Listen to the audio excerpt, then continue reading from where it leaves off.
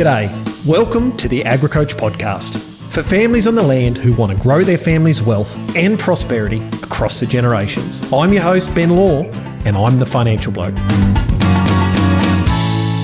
Welcome back to the Agricoach Wealth and Wisdom podcast. I've personally been fascinated for over 25 years on what makes some producers successful and others unsuccessful.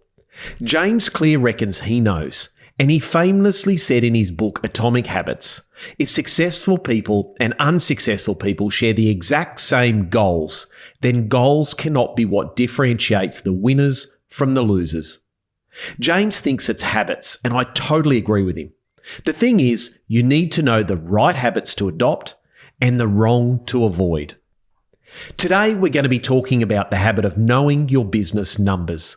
And we have a special guest who has pretty much dedicated he and his wife's life to helping rural producers gain crystal clear understanding of their numbers and to help them become some of the top producers in the country. His name is David Egerton-Warburton. He hails from the far west in Perth, WA. He has a podcast himself called the Boots Off Log On Podcast. He's a second-generation software developer and a director of Agrimaster, a leading Australian company that provides agri-tech and fintech solutions for farmers. He has over 30 years of experience in the field of ag, software development, and business management. As a director at Agrimaster, he oversees the development and delivery of innovative software products that help customers manage their cash flow, improve their business performance, and tap the unrealised potential of their operations. So without further delay, welcome, David. Thanks for the invite, Ben. Just for everyone listening, we just had a complete stuff up. We've recorded probably 5 minutes of the episode and then realised the recording had stopped for some reason. So this is take number 2. So I don't remember what I just said, mate. This is the fun of technology. We were talking about that before. So just for everyone listening, mate, can you just give us a quick summary of your background? All right. So I'll try and remember what I just said before. But essentially, I grew up as a farmer's son in a district called Morabup, in a town called Coach, up in the southwest of Western Australia. So in West Australian terms, we call that a high rainfall area. So for those of you who really have a lot of rain, that's about 500 millimetres or 550 millimetres of rain. And it only falls in about 5 months of the year. Wow. But it's beautiful wool growing country. So, when I was growing up, you drive into our town and we were the first shire in Australia with 1 million sheep.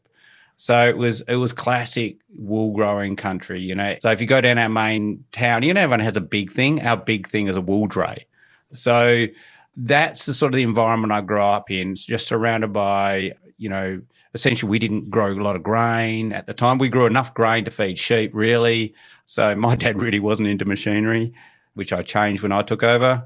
I don't know whether that was a good or a bad thing. So the other thing about my background is I've had a computer in my house since I was 10. Now I'm 54, so that's quite unusual for my generation. And the reason being is my father is a pretty nerdy dude. So he's in his 80s and he's still writing software. So when he started clearing his block back in 1967 or 65, 67, sometime then, because Western Australia, we were talking about before, it's a lot like Queensland. It's a lot of very new country. So I'm only the second generation to have farmed our land. So I grew up like a lot of the kids in my district, picking sticks and rocks my whole life and, burning piles of trees. But at the same time, his father, who was heavily into research, introduced him to a farm economist called Dr. Henry Schapper at the University of Western Australia. And they had a thing called the Farm Management Services Laboratory, which my father became part of. So what that meant is he had computerized accounting and cash flow forecasting records since 1967. So these were all done on the UWA computer through punch cards, and he used to send all his numbers up in satchels. That excited his nerdy brain. I was just going to say that's a very nerdy household. Yeah. Well, right up in that point, he was an amateur photographer. So I grew up in a house also with a dark room that sat off our living room. And so if you went to have a shower in our house, there was always photographs drying on a line in our bathroom. And my mum used to hate it because he used to soak the photographs in the bath. Those of you who are a lot younger, we used to have to develop photos on paper, and we used to put this stuff called fixer to fix the photo in the paper. And you used to have to soak that fixer off. And so you used to soak it in the bath. You had to wash it. Those of you who are old enough to remember newspapers going brown, that is Fixer. That's what happens if you don't wash Fixer out. Anyway, different story. Okay. So I grew up in this nerdy household, and so he got interested in computing. So this really triggered when he went to a farm management course, just a 2-week course at the Muris Institute of Agriculture back in the late 70s. And in that, there was a tiny little section for an hour or two just on computing or programming. His nerdy brain just fired away on that. And so he then decided that he was going to get into computing and write software. Well, it wasn't really a thing. So this is pre-Microsoft days. So there was no Microsoft or DOS, or we had an Apple and no IBM. Anyway, so he saved up money and bought himself an Osborne 1 computer, which had a 5-inch screen and 2 64K disk drives. The printer cost more than the computer back then. It used to, you could hear it from 3 farms away. But he didn't know what he was going to write. So he wrote a program to do his cash flow forecasting and budgeting and to do his financial record keeping, so he could compare his budget to actuals. And he got this behavior or this methodology from working with the UWA. He didn't write it for anyone else. And I asked him in an interview actually on my podcast a few years ago, so why did you write that and not something else? And he goes, I couldn't think of anything else to write. So that spurred on a big thing that eventually other farmers wanted to use it. So I grew up in this family where we were both wool growers and software development. So it's quite a different background. Leaving school, just I suppose not finish the story, but I have a younger brother and an older sister. I was always going to be a farmer.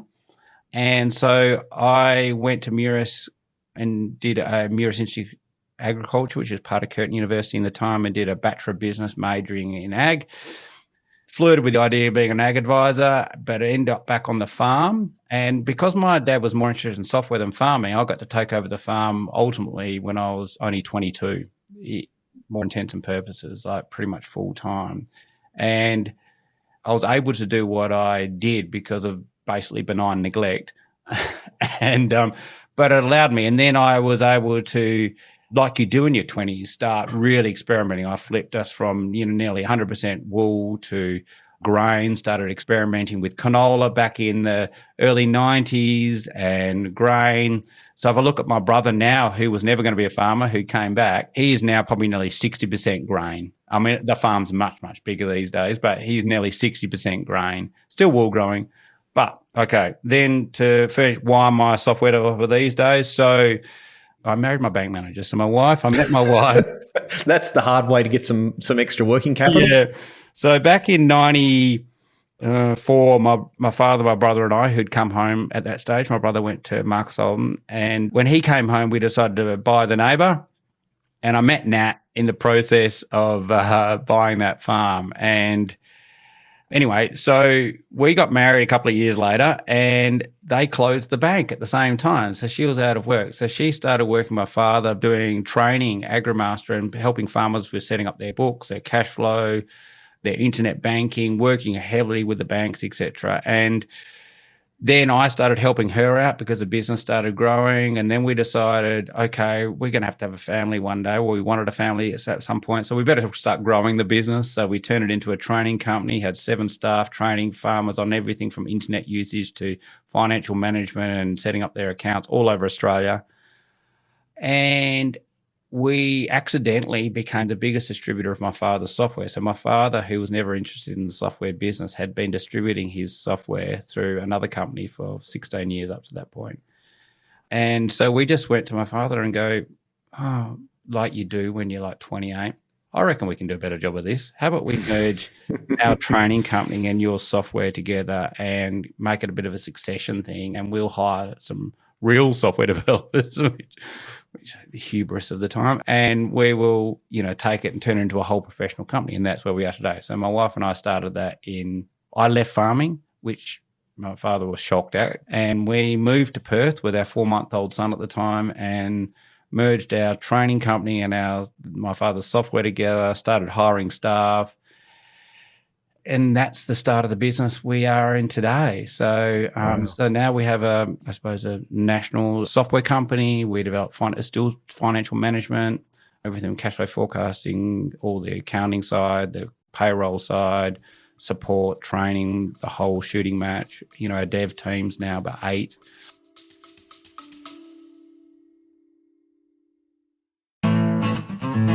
Today's episode is brought to you by Agricoach. You've worked bloody hard over the years and you've built a solid operation. But as your children grow up and start their own journeys, you're beginning to think about the next 5, 10, and even 15 years and how to keep driving the business forward and ensure a smooth and successful succession plan. Preparing the business, preparing the next generation, and preparing for your eventual retirement all requires a solid plan and a proven process. Unsure about the right steps to take? Head on over to agricoach.com.au/webinar to learn more about our Succession Proof Your Family webinar. Agricoach, aligning families, growing wealth, and protecting legacies. And now, let's get back to the episode.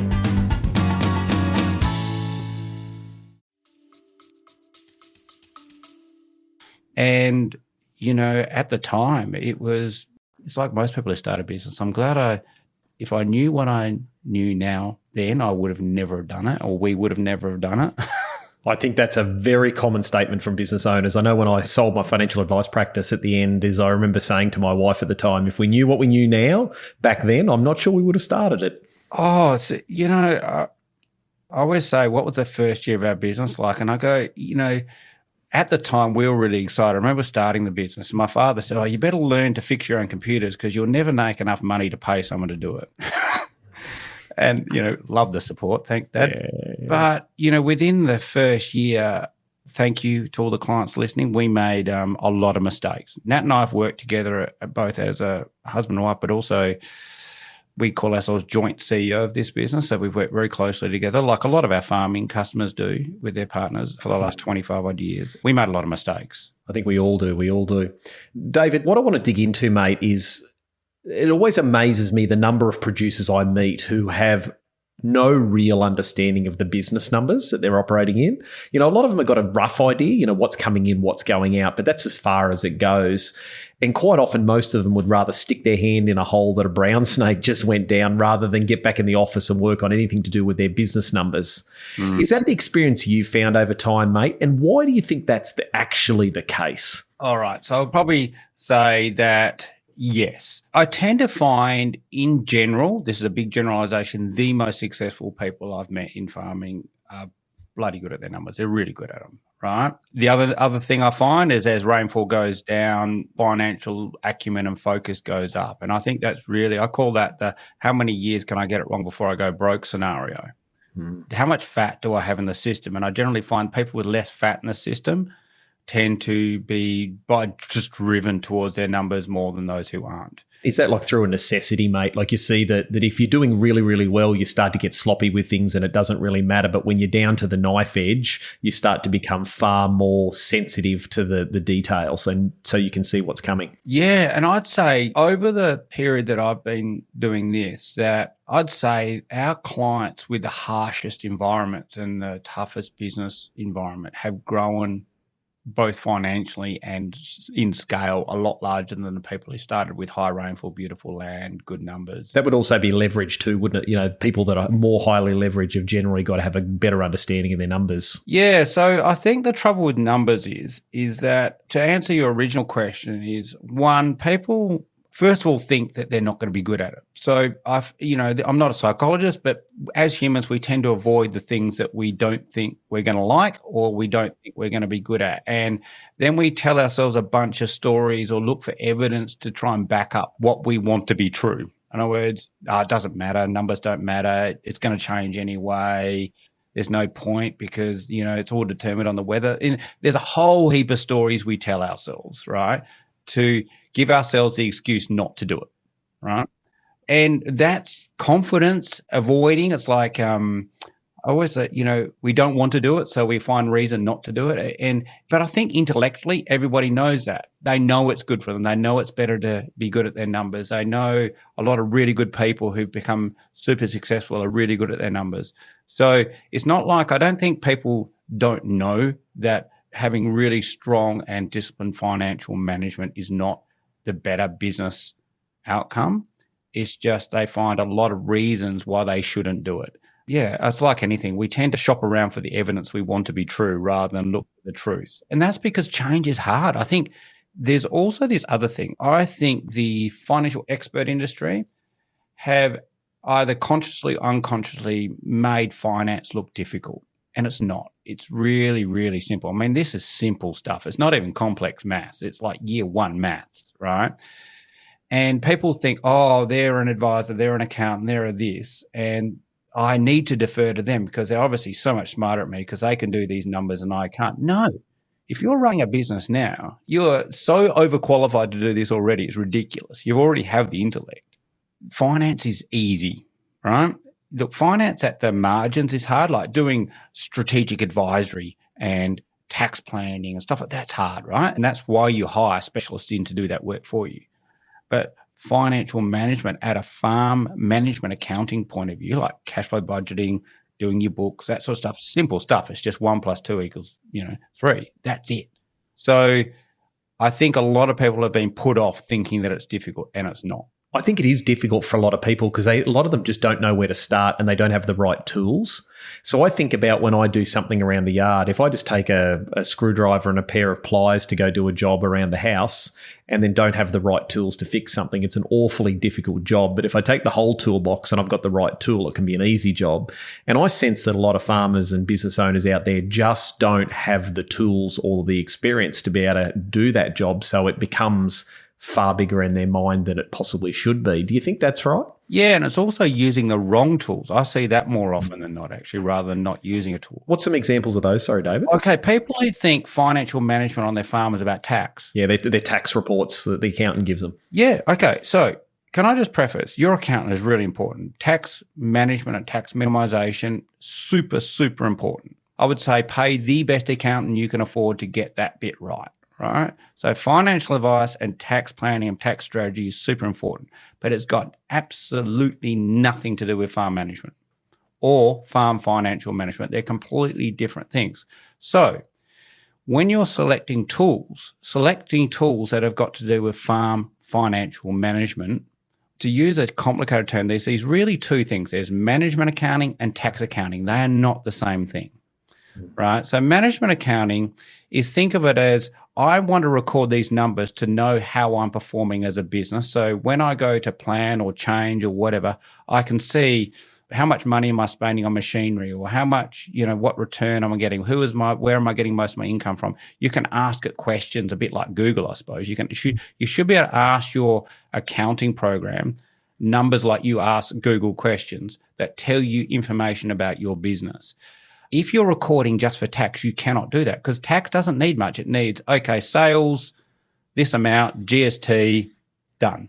That's all tax needs. That is not enough information to make a business decision. That's enough to give the government their, how many percent you have to pay the government, their 30% of the government, but it's not enough for you.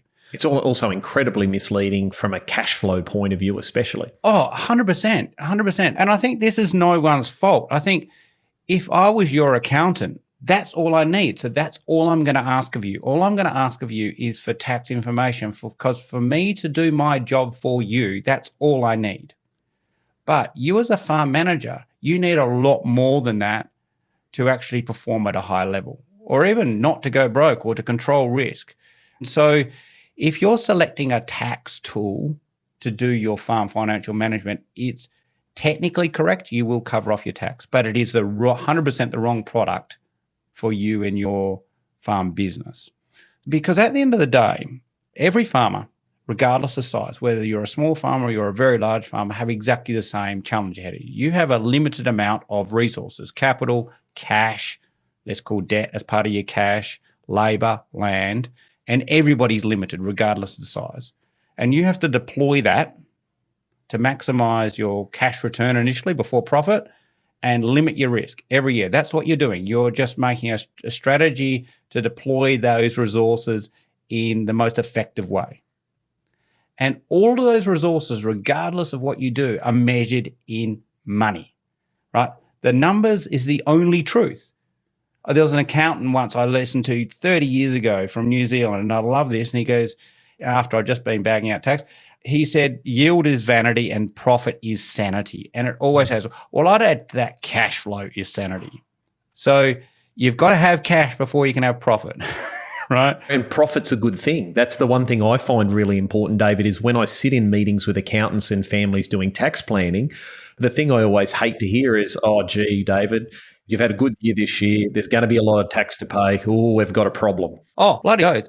I mean, God, celebrate when you got to pay a lot of tax. I mean, that's a good problem to have. If you're not paying tax, you got problems, right? Yeah, it's a good problem to solve. It's a good problem to solve, you know. Like, I mean, I think most accountants, if you're listening to this, will probably think paying tax is a crime against humanity and that's your job, right? But having a tax problem is not a problem. You're right. And so also don't make decisions on behalf of that. So the other thing is people tend to do a couple of things. It's like most business, they tend to be penny wise and pound foolish. The other one they do is they spend money that they didn't need to spend to save tax. Even if you pay more tax, sometimes paying more tax is the best outcome. Well, quite often you've got to pay tax to pay down debt. Yeah. We have it now and the other end is kicking the can down the road. One of those is, and I'm not a tax advisor, so take no advice from me at all. But one of the problems we have is sometimes we have clients who defer tax because there's a write-off of machinery or some government incentive to get cash into moving through the economy. You still got to pay it. You're just kicking the can down the road. And sometimes if you're having a good year, pay it while having a good year because you got cash flow. That's the other thing. If you've got cash flow, pay your tax, right? Because in a couple of years' time, you're going to have a bad year and that tax bill might come to roost and you might not have the cash to pay it. So, yeah, I mean, you got to work with your accountant on that one. But so my simple advice on that is don't have a tax view of your farm business. So at a bare minimum, record enough in your accounting program to cover off the requirements of tax compliance. That's all it is. It's just compliance, right?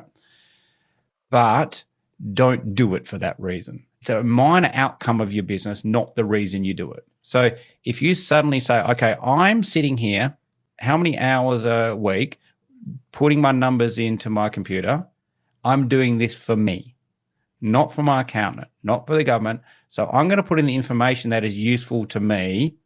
And as an aside, I'm going to record a bit of information on the side that's helpful for my accountant and the government. It's a different mindset. Yeah, totally get that. So one of the big things I also find is budgets become really problematic for people because they become really complicated, David. And one of the things we talked about the other day when I reached out to you about this podcast was you mentioned there's a difference between budgeting or doing a budget and doing a model. And I think this is one of the biggest problems we've got in the industry from my point of view is we can't model things. Can you just give us a quick summary on the difference between a budget and a model? So most people are used to doing a budget for their bank, right? That's literally a cash flow grid. So it's like you got your chart of accounts down the side, you got your months across the top, you've got a bunch of grids that say how much money do I think I'm going to make of grain in, sell my grain in February, or my chemical costs, how much money am I going to spend on chemical in May? And at the bottom, you've got usually one line at the bottom that goes under, how much I've got left over at the end of each month. Now, most people could probably, if you've ever done a budget or have a budget done for you, you've seen that printout or you've seen that spreadsheet, right? It's a pretty simple grid. The trouble with that is behind every single one of those numbers is a ton of assumptions, right?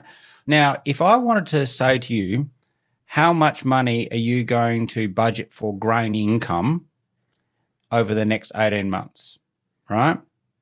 Now, do you have to know how much grain, what varieties of grain, yield assumptions, price assumptions, marketing assumptions, when are you going to sell it, when are you not going to sell it? You're going to need to know what levies come off, shipping. There's a ton of information. Now, you've got to work all that out somewhere, right? And after you've worked all that out, you've then got to type those numbers into those little cells for yourself or the bank. Then also, off the back of that, now you've said, let's say I'm going to be planting 1,000 hectares of wheat.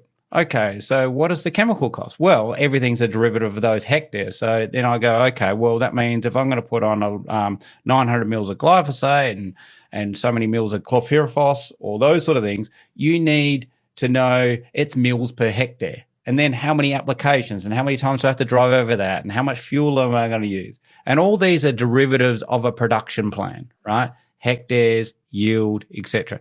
In order to put a number every cell of that budget, you have to know those numbers and you have to work those numbers up.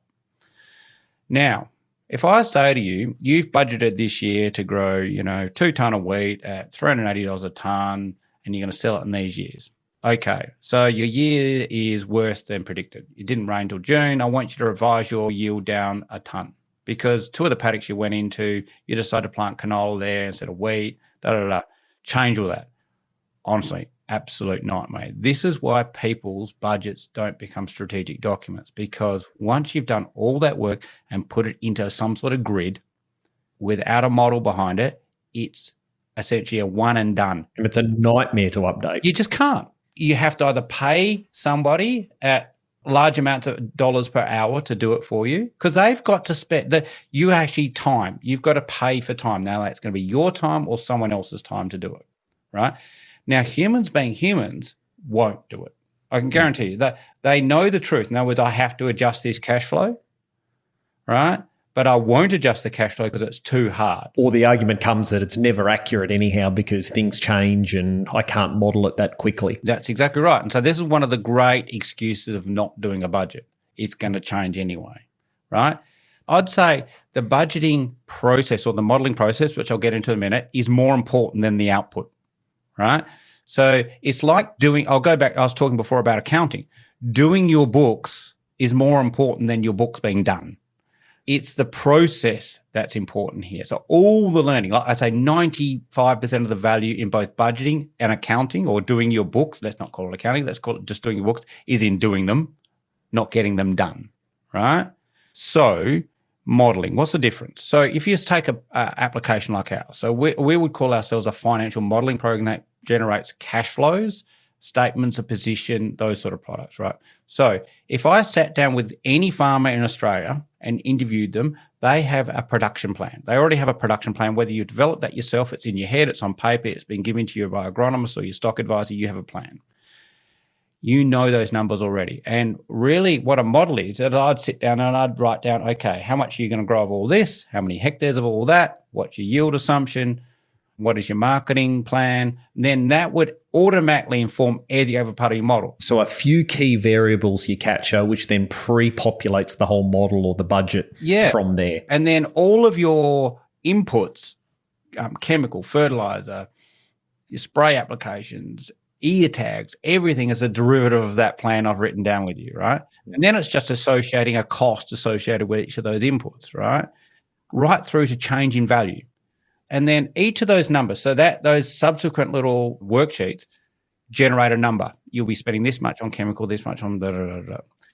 And then you just allocate that to a month. Well, when are you going to have to pay for that? Oh, I'm going to have to pay for that in May, or I'm going to have to pay for that in June, or I'm going to get that money coming in February. And that populates, all those numbers populate your cash flow or your budget. So then you can change one variable if all of a sudden your rainfall's not where you expected it, so your tonnage goes down, then all of a sudden you can update that tonnage and that flows right through the whole model. Yeah, so now you have a financial model that replicates exactly your production plan or your production model, right? And you can also then model different scenarios depending on different outcomes that potentially might happen or as variables change. If I went to some of our clients who just do this religiously, I'd say they sleep like a baby because of this model, right? So what they can do is, because you have this model, you can change one variable and it recalculates not just months, but years for you, right? So you can just go and change a yield, a price assumption, an input assumption, anything, just one number out of hundreds of numbers in this model, and it recalculates everything in seconds, right? So what this means is you don't worry. If you think about it, like you're sitting there and you go, oh shit, it hasn't rained, or this has happened, or I've got a bug in this. You don't have to worry about it. You just open up your model, create a copy of your model, and go drop yield by ton. What happens? Oh, okay, my peak debt blows out by $200,000 in August. All right, ring the bank.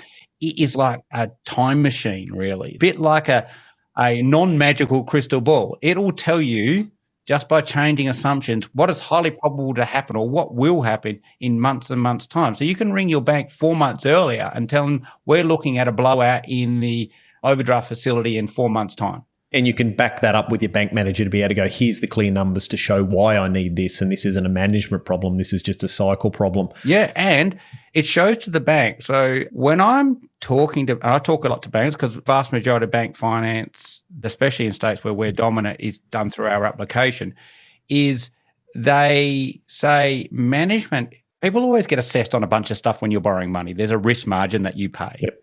One of them is management. Most people discount that. So your ability to show that you can manage risk is actually priced into the margin you get from the bank. So if you keep a good set of numbers and you update your cash flow all the time and you check your cash flow all the time and report on it and do a budget actual comparison report and actively manage your numbers, to a bank, you're a good risk because what they're essentially doing is they're investing in you as a business and they have a risk. And so they have to do a calculation as how likely is that we won't get our money back, right? If you're a good manager of money, you're a much lower risk to them. Pretending that risk doesn't exist in your business is you're lying to yourself because you're not lying to the bank. They know risk of dollars in your business. They've seen your district for years. They've got the numbers. So they're going to be running these risk analysis on your business, whether you do them or not.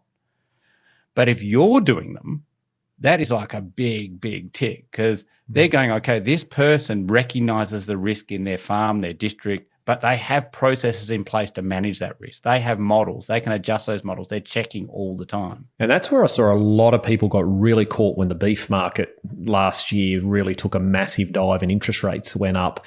People fell into a real panicked position, understandably, but most couldn't model what that actually meant over the next 6 to 12 months. They could just look at cash flows. You know, we're missing all this money and we're spending all this money, but they couldn't actually model it out to see what the actual outcome was.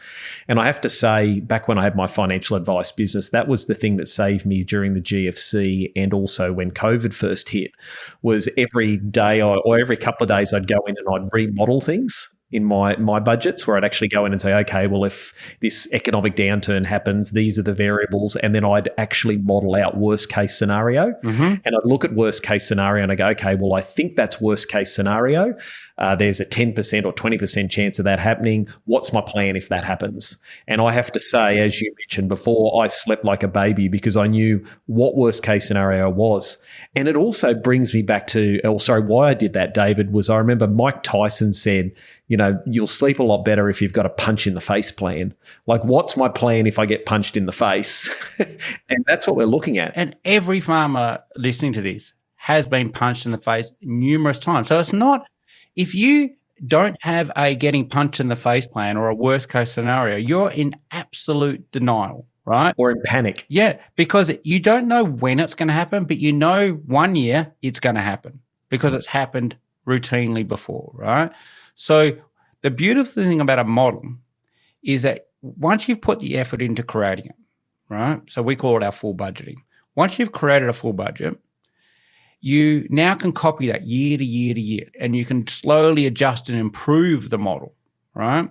We always recommend our clients do a number of budgets. What they do each year, you do a baseline. So this is a bit like the most probable outcome based on the year, what you've got, the resources you have available, etc. Like, it's not really all green lights, but it's a most probable outcome. It's a reasonable expectation. Yep. And then as soon as they've done that, copy 2, right? The first one is the punch in the face or the worst outcome business, right? The reason you do it straight away, right? Let's say you're a grain farmer and you're doing it in February, right? Because a lot of grain farmers will go February to July, right?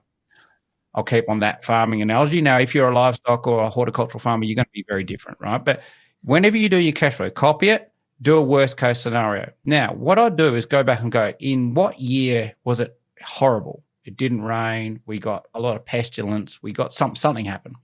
Model that. Even if you do 3 or 4 different worst case scenarios. Okay. Just like you did in yours, the beautiful thing about that is you're in a good headspace to do that. You're not panicked. You're not stressed. If you try and even do that, even if you do have a good model, when that does happen, you're going to be in a really bad headspace. Your cortisol is going to be through the roof. Your stress is going to be off the charts, and you're going to make bad decisions. I don't care how smart you are, you're going to make bad decisions. So now you have a worst case. If it does happen, you just go, oh, I'll go to plan B. We know what happens. We call the bank, we do this, we cut back on that, we do. You've actually already thought it through, right? So just like you said, you can sleep well at night knowing that if that happens, you're good. It's not the end of the world. It's not the end of the world. You already know how to deal with it. The third one we call the working budget. So that is you import your actuals, your clear actuals into your cash flow, into this copy every month, and it adjusts your actual cash flow, because the reality of your plan is never going to meet the plan. Your plan needs to be updated. Now, this is especially with cash flow, because what happens is a lot of people change a lot of things they use. People think things sell for more, things sell for less, costs go up, costs go down, you have to buy a tractor, you didn't buy a tractor, whatever. That adjusts your cash flow, which adjusts your forward peak debt, things like that. So always import your actuals. So your bottom line or your overdraft facility in most cases is adjusted month to month. So you're dealing with the brutal reality of your position every single month. The reason you do that, it gives you so much time to make decisions. So what you're doing here is you're buying yourself time. You look at really big, successful people, farmers who've got good at this thing. They never look stressed. They have a lot of stress, but they've bought themselves so much time to make these decisions. Their problems are no less than yours. It's just don't worry about them, because they just actively seek the brutal truth in their numbers on a regular basis, at least monthly, and then just make decisions around them. So you would say that's the number one key factor you see in successful families, is that they know the numbers, run the worst case scenario, and then are able to make clearly better decisions than the average person. If you walk into our office, we have this big mural on the front of our office. And one of the things, we have this sheep, he's got a speaking bubble, and it says, hope is not a strategy. And do you know what? The most successful people don't hope. They don't wish. They don't do anything. They just go, hope is not a strategy. So if hope's not a strategy, you have to seek the brutal truth all the time. You just have to suck up being uncomfortable with it. Being in denial about the financial position of your business or the probable financial outcome of your business doesn't actually change the financial outcome. It just increases your stress, right? So I'd say my advice to you, but also my observation of the most successful people we deal with, they seek this brutal truth all the time, right? And they change accordingly. They don't go, oh, I wish it wasn't like this. They just go, well, it just is like this, right? And the ultimate brutal truth is numbers. Numbers, I've been watching a few documentaries around cycling, the Tour de France, and one of the things is it was all about these successful cyclists who didn't quite meet up or didn't win a stage or whatever, they didn't win. And they go, the road never lies. Doesn't matter how much training you do, whether you're the world champion, blah, blah, blah, you get on the road and the road is the truth. And if you come fifth instead of first, that's the reality, right? That's where you are today, right? Numbers are the brutal truth. I don't care what decision you make in your business, whether you're a wheat farmer, a cow farmer, or whatever. Everyone can give excuses or whatever. The numbers never lie. It's the only truth. And it's also probably one of the very few things you have control over in your business. I always say that in agriculture, there's a lot of variables. There's a lot of things you don't have control of, all right? Do the best you can to mitigate that risk, but you can control your numbers to a large degree. So at least put a bit of time into controlling the things you actually do have control over. Excellent. Well, mate, I've learned a lot out of that today. David, we're running out of time, mate. Is there one bit of advice you give people before we head off? I would say own your numbers. So there's a few things. Look for the brutal truth. Be the master of your professional network. So one of the things, the biggest mistakes I see people is they defer too much to an expert for what I call things that is their responsibility, right? So I would definitely recommend you have a team of experts around you. Have a really good accountant to deal with your tax and your structural planning and that sort of stuff, good financial advisor, good farm business advisories people. None of those people's job is to tell you what to do, right? None of those people's job is to do the work that you should be doing your books, doing your budget, doing your work, right? They're an advisory network, right? Not a doing network, right? So therefore, you're in charge of your decisions and you're smart enough. I think one of the things I love is the word responsibility, right? So it's actually a compound word. It's the ability to respond, right? as soon as you give responsibility, in this case, a lot of people do it with their books. I'll give my books to this person, right?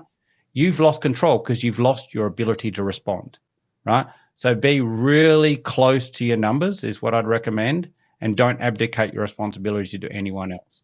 Even if you do not have the time, in other words, you hire a bookkeeper, which is what a lot of people do, because you've lost the advantage of looking at your numbers on a day-to-day or week-to-week basis because you're not entering them anymore, which is where so much value is.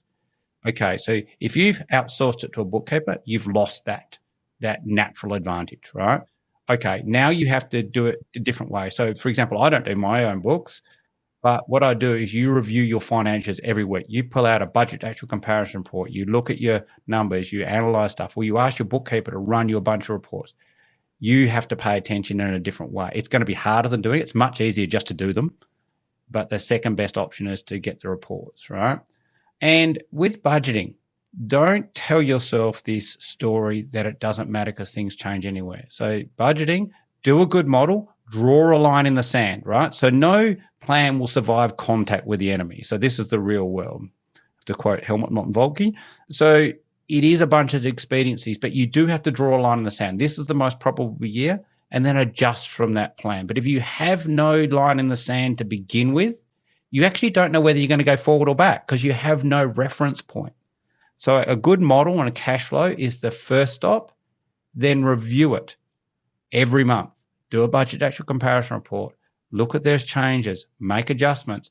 Now, if the plan goes to hell, pull out the plan B, start again, right? But monitor it monthly, and you don't have to love it. You know, the other thing is, don't try and kid yourself. If you don't love it, you don't have to love it, but you do have to do it.